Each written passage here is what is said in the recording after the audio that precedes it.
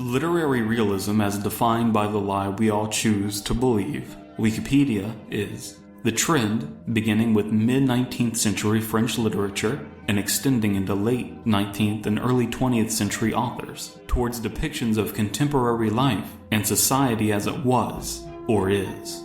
In the spirit of general realism, realist authors opt for depictions of everyday and banal activities and experiences instead of a romanticized or similarly stylized presentation. So speaking of lies that are kind of true, Stephen Colbert, satirist, I'm mentioning that he's a satirist for posterity, coined the term truthiness. Just as all good satirists do, he made a hideous practice funny. Realism, like truthiness, is about lying and getting away with it. As a person born in America who can't fake accents, I must always be North American, so I'll explain American realism in the arts. Don't worry. Things will get creepy. Kids nowadays want their horror force-fed to them. Just give it a moment. There were these painters called the Ashcan school.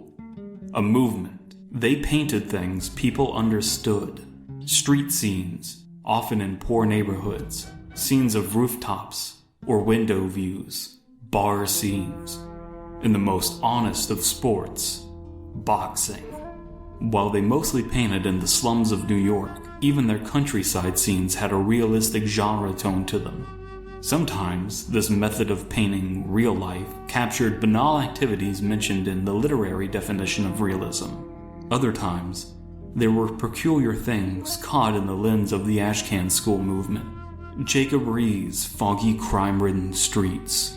Edward Hopper's scenes of contemporary loneliness and purposeless waiting.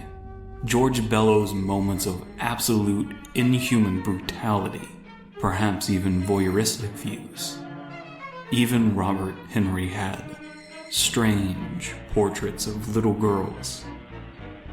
You can have horror or scary themes presented in a romantic way, but to get creepy or strange, you need to open yourself up to the banality of realism, just as Chris Straub did with the story Candle Cove. This is a story that uses every function of realism. It's formatted like a discussion on an online forum, recites the names of cities, the time, the TV channel in question, as to give banal details. It utilizes minor grammatical mistakes and colon-closed parentheses winky faces as to couch the story. All of this makes the payoff believable. Another example of realism in creepypasta would be Marble Hornets, which takes advantage of the infrastructure YouTube has provided by offering two channels representative of two entities in dialogue with one another.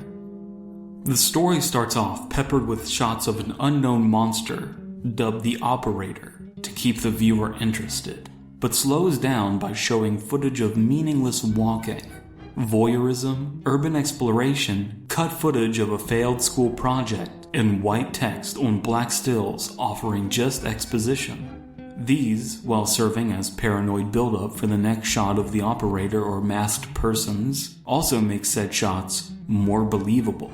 Marble Hornets is a story that unfolds in quasi-real time, making the viewer part of ongoing events and discussions. The characters are real people, with flaws, hidden motives, and reasons for lying. They lie, just like real people. The characters lie and employ as many forms of deception as they have time for. Betrayal and loss of friendship become key themes in Marble Hornets. It naturally evolves, just like real life, and it isn't a story told from one perspective. With the shifts in power and knowledge come shifts in the hands of the camera holders. We are made to be just as hopeless and as confused as the characters in the story. In conclusion, contemporary internet-based horror stories, or creepypasta, owe a lot of its methods of unsettling and captivating to literary realism. I hope this enlightens and enriches the lives of those that listen to it, or perhaps opens up a discussion